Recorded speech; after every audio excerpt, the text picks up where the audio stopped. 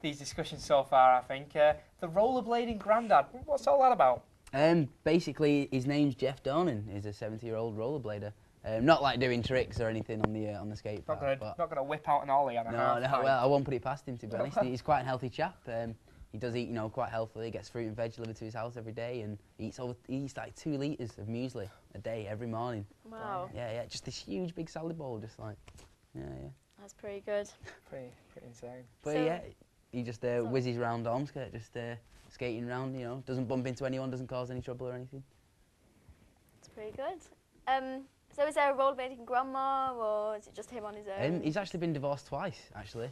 He's still trying to pay off his house that he bought for the family, but, that's another story entirely. Yeah. But no, he's quite, a friendly chap. He's a bit annoying, to be honest. He does chat on quite a long time, but he's really nice and friendly. And I'm sure there will be another Mrs. Roller Skating Grandma. Has he got like a band of followers, like a rollerblading crew? He has actually got quite a big following online. Like he gets quite a few letters from everyone across the world. I think he said the furthest one was Japan. I think he's got quite a big following in Japan. Yeah, a few websites around him. I'm sure if the viewers go and Google him, they'll sure to find something on the. Oh yeah, definitely. Make sure you turn the safe search on. That's the toast advice. So I heard he's been in trouble with the law. Yeah, he got in trouble with Southport for skating through the shopping centre. Big outdoor shopping centre. Just apparently this police officer had a bit of an agenda with him, so hunted him down and got him in trouble. We've actually managed to get some CCTV footage that the viewers will see. Interesting to see, because I think that if sort of a 15-year-old was skating around Southport, they wouldn't have any trouble. Yeah. Well, you'd think it, but as Jeff was saying during recording, you slap a pair of skates on someone and automatically they're a hazard. And it's just a bit of breaking stereotypes that he likes doing that. Yeah, well, fair play to you. I think it'll be a very interesting documentary. Yeah. It will. I'm looking forward to seeing it. So it's coming up now.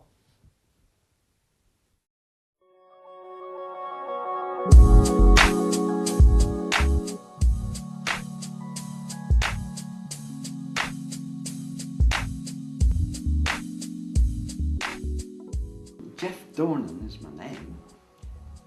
I'm now 72. I'm a local resident, and about 8 years ago I took to rollerblading, first of all, just simply as a means of keeping fit. But I quickly discovered it was also a handy way of getting about. It's quicker than running, easier than running, and in many cases quicker than the car. And I would say, instead of charging around in a 2-ton car, which is the normal thing to do, much better than these things are. It's quicker, it's better for your health, it's better for the environment, it saves you money. The fact is that if I went out in somewhere like China, there are dozens and thousands of people of my age just tootling around. Nobody takes a blind bit of notice. It's only in this country that I get this kind of attention. At the moment, what people know is that if you put rollerblades on, you get hauled into court and fined $3,500. I would change that. This was in October. Now, these were the pictures which were shown to the court this morning. What the council have said is that Mr. Dornan's skating was dangerous and it was a nuisance to pedestrians. Now, he has decided to go skating in the town centre because, in his words, skating is his reason for being. He also says it keeps him healthy. Again, in his words, stops his body from falling apart. Because you have no common sense. Yes. Where's your helmet? Do you ever wear a helmet? You wear a helmet? No, because I'm not on roller skates and you're I'm not not on a bike. I think you're talking absolutely stupid. This man is...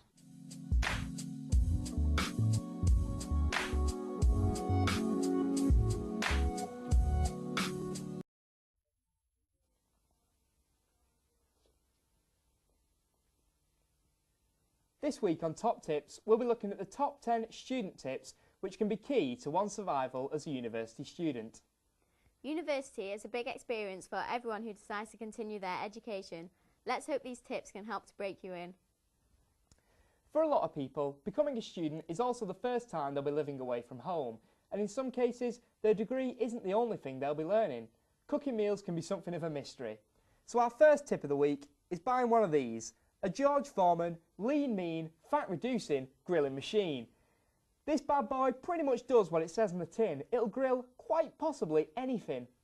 That should sort out your hunger needs when craving burgers, sausages, some models even do eggs.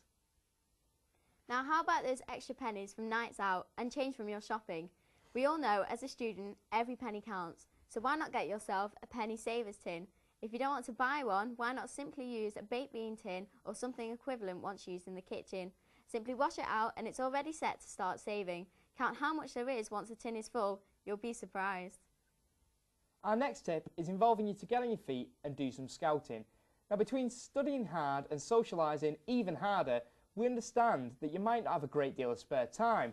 Though if you could hook yourself with a few hours of part-time work at somewhere like McDonald's, those cheques would seriously sort you out with your budgeting for food. Check out your local job centre to help search your aid for part-time employment. It's quite easy to spend and spend without realising how much is actually going out. Without keeping an eye on your finances, it's surprising how quickly students have to cut down their budgeting to keep them away from being overdrawn. When your student loan first arrives, it's best to figure out a weekly budget plan for food, going out and some side money, bearing in mind you do require books to study. Feel free to reward yourself from time to time. If you manage to stick to your budget plan, it makes it all worthwhile. Got a local market situated regularly by you? Go there, check it out. Nothing is better than picking up some fresh fruit and veg to throw into a communal meal for you and your housemates. Get a taste of where you live, meet the locals that sell the produce. They're always welcome to give you advice on what veg goes with certain meals. Bet you won't get that in a supermarket. A simple tip that will reward you hugely: reduced items from the supermarket. In the final hours of closing, supermarkets cut lots of their fresh product prices down to literally pennies in some cases. I guarantee you'll pick up something different at a ridiculously cut price. If you're lucky, you may be able to freeze the product to give it a longer survival rate. Now for a word of advice. You might be friends with the people you live with, but mistakes can be made when taking milk out the fridge, and drunk people always want food. Take precautions by sealing up your cupboards with a bike chain, especially if you're planning to visit home or just being away from your accommodation for some time. Also, label anything that you specifically bought and don't want to be stolen. Though it doesn't smell like it most of the time, students do actually wash their clothes. If you live in a house, the rota may be a little more organised.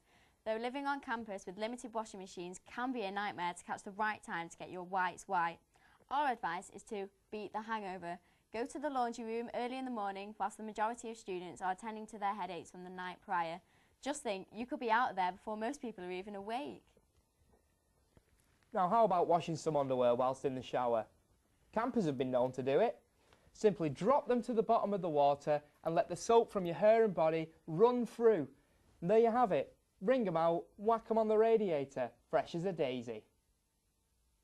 We all know how many fire alarms go off regularly whilst living in student halls. Chances are you're going to be in bed and it's just a drill or someone got busted smoking in their room. So, having a fire safety kit at hand for all those early cold hours you'll have to spend standing outside until security have sorted out what caused the trigger. Be sure to include some easy slip-on shoes, and a dressing gown is essential. We don't want to waste too much time in case there is actually a fire. Coming up next is a live demonstration with our Commander General of Origami, Warren. Enjoy.